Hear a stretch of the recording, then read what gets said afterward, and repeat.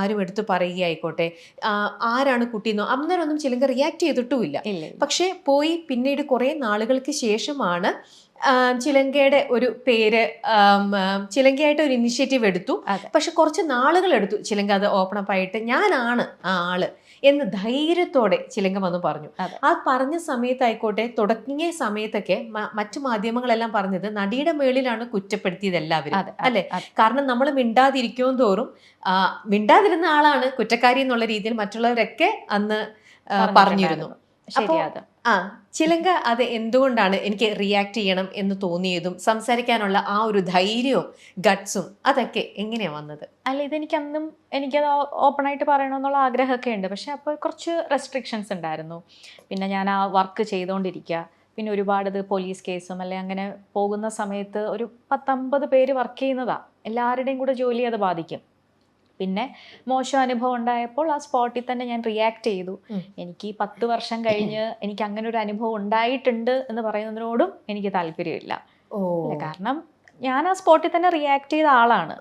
പിന്നെ ആ ഒരു വർക്ക് ഇങ്ങനെ പോകുന്നു, വലിയ കുഴപ്പമൊന്നുമില്ല. പിന്നെ മെയിനായിട്ട് അങ്ങനെ അത് വലിയൊരു പ്രശ്നത്തിലേക്ക് പോകും. എനിക്കറിയാം അല്ലേ, ഇങ്ങനെ ഒരു ഇൻസിഡന്റ് ഉണ്ടായാൽ ഉറപ്പായിട്ടും അത് ഏത് ലെവലിലേക്കാണ് പോകാൻ പോകുന്നത്, അതൊരു ലീഗൽ സൈഡിലേക്ക് പോയാൽ എങ്ങനെയാ പോകാൻ പോകുന്നതെന്നൊക്കെ ഉള്ളത് അറിയാം.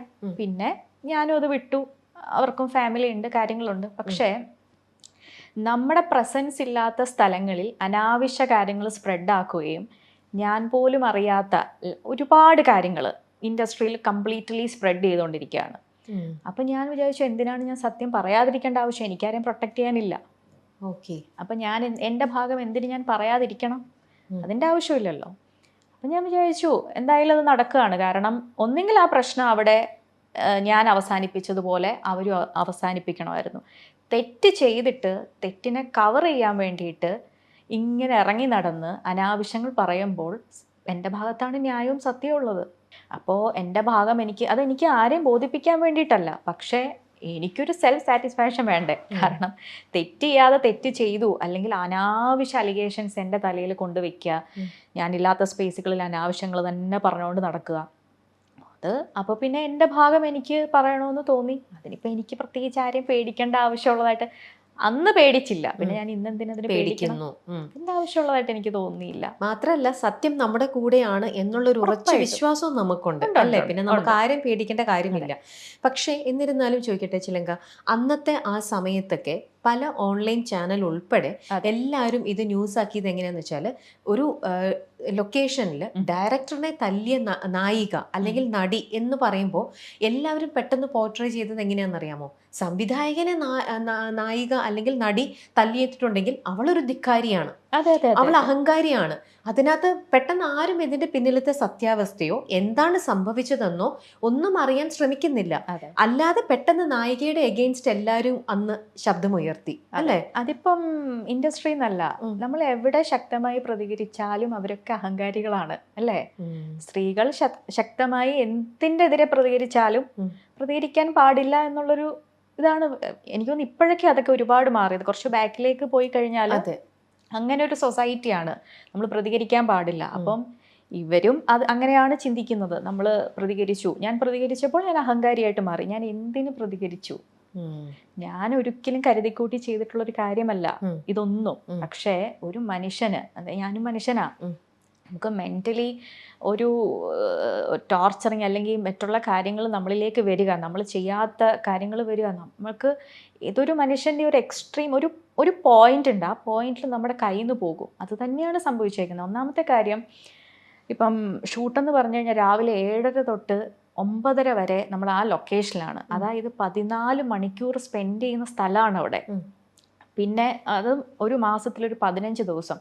ഇത്രയും സമയം എങ്ങനെ നമ്മൾ മെൻ്റലി ഈ സ്ട്രെസ് അനുഭവിച്ച് നിൽക്കും? ഒരിക്കലും നിൽക്കാൻ പറ്റുമോ? എനിക്ക് തോന്നുന്നില്ല. കാരണം ഞാൻ മെൻ്റലി സ്ട്രെസ് അനുഭവിച്ച് എനിക്ക് ഏറ്റവും ദേഷ്യമുള്ള കാര്യമാണ്, ഞാൻ ചെയ്തൊരു കാര്യം അതിനാണ് എന്നെ കുറ്റപ്പെടുത്തുന്നതെങ്കിൽ ഞാനത് കേട്ടോണ്ടിരിക്കും. ഇതിപ്പോൾ നമ്മൾ ഇങ്ങനെ പറയാതെ നമുക്ക് ഡീറ്റെയിൽ ആയിട്ടൊന്ന് പറഞ്ഞു പോകാമോ? കാരണം ഇപ്പം നമ്മുടെ ഇത് കണ്ടുകൊണ്ടിരിക്കുന്ന പ്രേക്ഷകരിൽ അവർക്കും ഇത് കംപ്ലീറ്റ് ആയിട്ട് അറിയണമെന്ന് ആഗ്രഹം ഉണ്ടാവുമല്ലോ. അപ്പം നമുക്ക് ആ ഇൻസിഡൻറ്റ് എന്തുകൊണ്ട് ഇങ്ങനെ സംഭവിച്ചു, അല്ലെങ്കിൽ എന്നു മുതൽ ചിലങ്ക ഇത്തരത്തിലുള്ള ഒരു പ്രഷർ അനുഭവിച്ചു എന്നുള്ള ആ ഒരു തുടക്കം മുതലൊന്ന് പറയാമോ? എനിക്ക് മോശം മെസ്സേജുകൾ അയച്ചിട്ടുണ്ട്. ഈ ഷൂട്ടിംഗ് ലൊക്കേഷൻ ഐ മീൻ ആ ലൊക്കേഷനിൽ എത്തി അന്ന് മുതലോ? അന്ന് മുതലല്ല, കുറച്ച് കഴിഞ്ഞതിന് ശേഷം. കാരണം പുള്ളിക്ക് പല ആൾക്കാരെ അതിനകത്ത് പ്രൊട്ടക്ട് ചെയ്യാനുണ്ടായിരുന്നു. ഓട്ടോമാറ്റിക്കലി ഈ പെണ്ണുങ്ങളുടെ ശത്രു പെണ്ണുങ്ങൾ എന്ന് തന്നെ പറയുന്നതാണ് അതിൻ്റെ അകത്ത് ഏറ്റവും വലിയ സത്യം. ചില ആൾക്കാർക്ക് നമ്മളോട് പ്രശ്നം ഉണ്ടാവുമ്പോൾ അത് അവരുടെ ഫേവറേറ്റ് ആൾക്കാരാകുമ്പോൾ ഓട്ടോമാറ്റിക്കലി പല പല പ്രശ്നങ്ങൾ ഉണ്ടാവും. ഒന്ന്, പിന്നെ പല രീതിയിലുള്ളൊരു അപ്രോച്ച് ഉണ്ടായിട്ടുണ്ട്. നമ്മളതിനെ റിജക്റ്റ് ചെയ്യുമ്പോൾ പിന്നത്തെ ഒരു ആറ്റിറ്റ്യൂഡ്, പിന്നെ എന്തിനാണ് നമ്മൾ ഇവരെ മുന്നോട്ട് കൊണ്ടുപോകേണ്ട ആവശ്യം? അതിൻ്റെ ആവശ്യമില്ലല്ലോ. അപ്പം പിന്നെ മാനസികമായിട്ട് നമ്മളെ പീഡിപ്പിച്ചുകൊണ്ടിരിക്കുക. പല പല പല അലിഗേഷൻസ്, പല പല കാര്യങ്ങൾ, അനാവശ്യങ്ങൾ പറയുക. ഞാനാണെങ്കിൽ വിത്ത് മേക്കപ്പിൽ 7 മണിക്ക് ലൊക്കേഷനിൽ ഞാൻ വണ്ടിയെ കയറും. വിത്ത് മേക്കപ്പിൽ 7 മണിക്ക് വണ്ടിയെ കയറും. ഏകദേശം 7:30 ആകുമ്പോഴത്തേക്ക് ഞാൻ ലൊക്കേഷനിലെത്തും. പിന്നെ എനിക്ക് ചെയ്യാനുള്ളത്, എനിക്ക് കോസ്റ്റ്യൂം ചെയ്യാനുണ്ട്, എനിക്ക് ഹെയർ ചെയ്യാനുണ്ട്, പിന്നെ ഈ പറഞ്ഞതുപോലെ ഫുഡ് ആ സമയത്താണെങ്കിൽ അത് കഴിക്കാം. അപ്പം ഇങ്ങനെ അത് ഞാൻ ഇതിൽ വന്നപ്പോൾ തൊട്ടേ ഫോളോ ചെയ്യുന്നൊരു കാര്യമാണ് ഇത്. അപ്പോൾ ഇത് മേളിലേക്ക് പറയുന്നത് ഞാൻ കാരണം ഷൂട്ട് നടക്കുന്നില്ല. എവിടെയാണ് ഞാൻ കാരണം ഷൂട്ട്? പുള്ളിക്ക് വേറെ പലരെയും പ്രൊട്ടക്ട് ചെയ്യാനുണ്ട്. അവർ കാരണം ഉണ്ടാവുന്ന ഡിലേക്ക് എന്നെയാണ് അതിലേക്ക് വലിച്ചിഴക്കുന്നത്. ഓക്കെ. അപ്പം അങ്ങനെ ഒരുപാട് ഇൻസിഡൻസ്, മീഡിയയുടെ മുന്നിൽ പറയാൻ പറ്റാത്ത ഇൻസിഡൻസ്. ഇതിപ്പം ഇവിടെ മാത്രമല്ല, പല സ്ഥലങ്ങളിലും പലരും അനുഭവിക്കുന്നുണ്ടാവും. പിന്നെ ഈ ഒരു അപ്രോച്ച് മേ ബി. പക്ഷേ ഞാൻ അതിനിടയിലൊന്ന് ചോദിക്കുകയാണ്, ക്ഷമിക്കണോട്ടോ ഇന്ററപ്റ്റ് ചെയ്യുന്നതിൽ. ഇല്ല, ചിലങ്ക ഇത്തരത്തിൽ അവർ പോർട്രേ ചെയ്യുന്നുണ്ടെന്ന് പറഞ്ഞില്ല, അല്ലെങ്കിൽ ചിലങ്ക ഓൺ ടൈമിൽ എത്തുന്നില്ല എന്ന് മറ്റുള്ളവരുടെ അടുത്ത് പറയുന്നു. അതെ. പക്ഷെ അങ്ങനത്തെ ഒരു വാർത്ത ചിലങ്കയുടെ ചെവിയിൽ എത്തിയപ്പോൾ തന്നെ ചിലങ്ക അവിടെ റിയാക്ട് ചെയ്യോ, ഞാൻ ഓൺ ടൈമിലാണല്ലോ എത്തുന്നതെന്ന് ക്ലിയർ ചെയ്യാനൊന്നും നോക്കിയിട്ടില്ല? ചെയ്തിട്ടുണ്ട്. അല്ല, ഇത് വെറുതെ പറയുന്നതാണെന്ന് മറ്റുള്ള ടീമിനൊക്കെ അറിയാം. പലരെയും പ്രൊട്ടക്ട് ചെയ്യാൻ വേണ്ടിയിട്ട് പറയുന്നതെന്നൊക്കെ ഉള്ളത് അറിയാം. പിന്നെ എന്നാലും നമ്മൾ ചെയ്യാത്ത കാര്യത്തിൽ നമ്മളിങ്ങനെ അതിൽ ചെന്ന് പെടുകയാണ്. ഇപ്പം ഞാൻ സത്യം പറഞ്ഞാൽ എവിടെയെങ്കിലും ഇരുന്ന് കൊടുത്താൽ മതി, എല്ലാം എൻ്റെ തലയിൽ കൂടെ കയറിയേ പോകത്തുള്ളൂ. അതെന്താന്ന് എനിക്ക് അറിയത്തില്ല. പ്രത്യേകിച്ച് ഒന്നും ചെയ്യണമെന്നുമില്ല, ഞാൻ ഒന്നും ചെയ്തിട്ടുമില്ലെന്നല്ല, ഒന്നും ചെയ്തില്ലെങ്കിലും എല്ലാ പഴിയും നമ്മുടെ എല്ലാം എൻ്റെ തലയിൽ കൂടെ ഒന്ന് കയറി ഇറങ്ങി അപ്പുറത്തോട്ട് പോകത്തുള്ളൂ. സത്യം. വഴിയെ പോകുന്ന എല്ലാ വയ്യാവേലിയും നമ്മൾ എടുക്കാന്ന് പറയുന്നത്. ഞാന് അപ്പൊ ആ സമയത്തൊക്കെ ലൊക്കേഷനിലുള്ളവർ പറയും, എന്തെങ്കിലും പ്രശ്നം നടന്നു കഴിഞ്ഞാൽ അങ്ങോട്ടങ്ങനെ പോകുന്നത് നമുക്കുള്ള ഏണിയല്ല അത്.